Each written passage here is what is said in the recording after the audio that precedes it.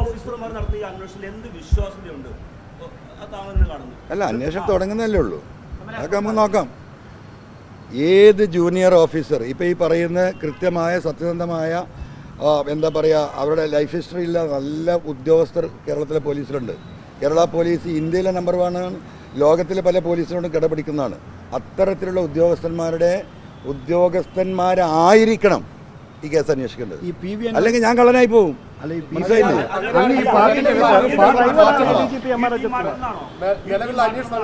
എങ്ങനെ? അല്ല, അങ്ങനെയൊന്നും ഞാൻ ഇപ്പൊ പറയില്ല. അതൊക്കെ പറയേണ്ട സമയത്ത് നമുക്ക് നോക്കാം. അങ്ങനെ പോകുന്നത് നോക്കാം. ഈ ആരോപണങ്ങൾ ഉന്നയിച്ചത് പാർട്ടിക്കകത്തെ അല്ലെങ്കിൽ ഏതെങ്കിലും കുറച്ച് ആളുകളുടെ പ്രേരണ കൊണ്ടാണ് എന്ന തരത്തിലുള്ള വ്യാഖ്യാനങ്ങളും വരുന്നുണ്ട്. അല്ല, നിങ്ങൾ എന്താ അറിയോ, നിങ്ങൾ ഈ കളവ് പറയുന്നവരെ മാത്രം അല്ല ഞാൻ പറയട്ടെ, കണ്ട് ശീലിച്ചവരാണ്.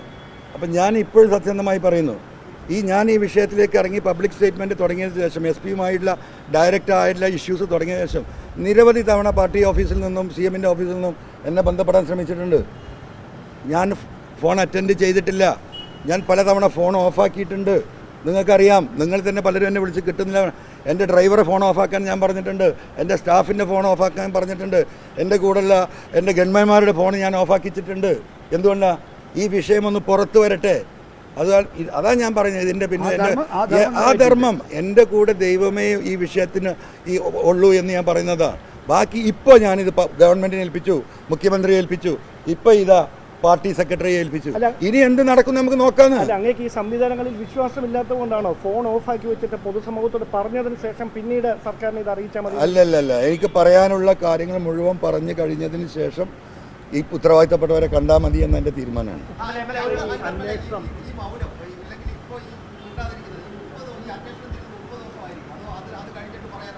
അല്ല, അതൊക്കെ നമുക്ക് നോക്കാം. അന്വേഷണമൊക്കെ എങ്ങോട്ടാണ് പോകുന്നത് നമുക്കറിയില്ല. ഞാൻ ഇനി വേറൊരു കാര്യം കൂടി പറഞ്ഞുതരാം.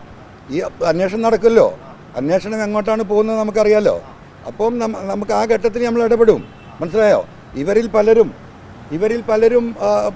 ഈ പറയുന്നവന് വിധേയനായിട്ടാണ് അന്വേഷണം നടത്തുന്നതെങ്കിൽ അവരുത്തരം പറയേണ്ടി വരും. ഈ അന്വേഷിക്കുന്നവരുണ്ടല്ലോ, അവരിത് സത്യസന്ധമായി അല്ല അന്വേഷിക്കുന്നത് ബോധ്യപ്പെട്ടാൽ അവരും ഉത്തരം പറയേണ്ടി വരും. അവരെയും ചോദ്യം ചെയ്യപ്പെടും ഈ സമൂഹം. അതിന് മുന്നിൽ ഞാനുണ്ടാകും. അങ്ങനെയാണ് കള്ളത്തരത്തിൽ ഒരുത്തനെ കള്ള അന്വേഷണം നടത്തി രക്ഷപ്പെടുത്തി കളയാൻ ആരെങ്കിലും ഈ ഇൻവെസ്റ്റിഗേഷൻ ഗ്രൂപ്പിലെ കൂട്ടത്തിൽ തീരുമാനിക്കുന്നുണ്ടെങ്കിൽ അതും പുറത്തു വരും. പബ്ലിക്കായിട്ട് പോയി ചോദിക്കും. ഞാൻ എൻ്റെ തർക്കമില്ല.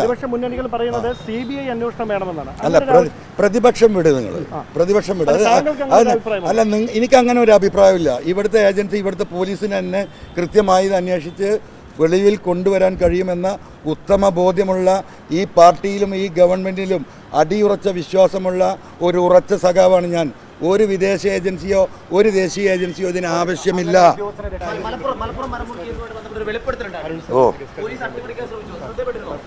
പോലീസ് അട്ടിമറിച്ചാൽ അത് മറിയൂല, അത് ഇങ്ങോട്ട് തന്നെ മറിയും. പോലീസ് ഒന്ന് അട്ടിമറിക്കട്ടെ, മരം മുറിച്ചത് മലപ്പുറത്ത് ഒന്ന് അട്ടിമറിക്കട്ടെ, നമുക്ക് കാണാം. അത് ഇങ്ങോട്ട് തന്നെ മറിയുന്നു.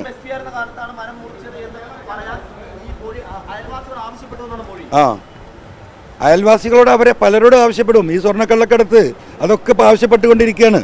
നിങ്ങൾ കൊണ്ടോട്ടിയിലൊരു സ്വർണ്ണ അപ്രൈസർ ഉണ്ട്, ഉണ്ണി. ഈ കസ്റ്റംസിൻ്റെ അപ്രൈസറാണ്. അവിടെയാണ് സ്വർണം ഒരുക്കുന്നത് പോലീസ് പിടിച്ചിട്ട്. ഉണ്ണി ഇന്നലെയും മിനിയാന്നുമായിട്ട് ആ കടയിൽ നിന്ന് സാധനങ്ങൾ കടത്താണ്. ആ വീഡിയോ ഉണ്ട് ഇവിടെ, അവൻ അയച്ചുന്ന വീഡിയോ ഇവിടെ. കൊണ്ടോട്ടിയിലെ സാധനം ഷോപ്പ് എടുത്ത് കൊണ്ടോട്ടിയിൽ നിന്ന് വന്ന ആ വീഡിയോ എടുക്ക്. മനസ്സിലായോ? ഈ സ്വർണ്ണക്കടത്ത് നടത്തുന്ന അവിടെ കൊണ്ട് അപ്രൈസ് ചെയ്യുന്ന ഉരുക്കുന്ന ഉണ്ണി എന്ന് പറയുന്ന തട്ടാൻ എന്ന് പറയുന്ന നമ്മുടെ നാട്ടിൽ സ്വർണ്ണപ്പണിക്കാരന് ഗോൾഡ് സ്മിത്ത്, അവൻ സാധനങ്ങൾ എടുത്തു മാറ്റി. അതിൻ്റെ രാത്രി എടുത്ത വീഡിയോസ് ഉണ്ട് നമ്മളെ കയ്യിൽ. അവനെ പിടിച്ചാലറിയും ഇതിൻ്റെ ഒന്നാം ഘട്ടം. അവിടെ തെളിവ് നശിപ്പിക്കുക. സ്വർണം കൊടുന്ന പലരുടെയും വീടുകളിൽ ഡാൻസ് ആഫിൻ്റെ ആളുകൾ സ്വകാര്യമായി ബന്ധപ്പെടുന്നുണ്ട് കഴിഞ്ഞ 2 ദിവസമായിട്ട്. അന്വേഷണം അട്ടിമറിക്കാനുള്ള ശ്രമം ആരംഭിച്ചു കഴിഞ്ഞു. സുജിത്താസ് എന്തിനാ 3 ദിവസം ലീവിന് പോയത്? ഈ വിഷയം ഉണ്ടായപ്പോൾ സുജിത്താസ് പോയില്ലേ IPS ലീവിന്? എന്തിനാ പോയത്? അന്നേ പറഞ്ഞല്ലോ ഞാൻ. അല്ല, ഇത് ഇന്നലെ കിട്ടിയ വിവരമാണ്. മുഖ്യമന്ത്രി കഴിഞ്ഞതിന് ശേഷം കിട്ടിയ വിവരങ്ങളാണ്.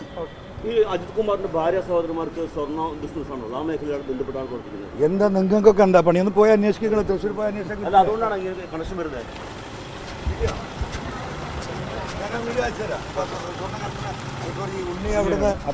അപ്രൈസറുടെ കടയിൽ നിന്ന് സാധനങ്ങൾ രാത്രി ഇറക്കുന്നതിന്റെ വീഡിയോ അയച്ചു തരാം.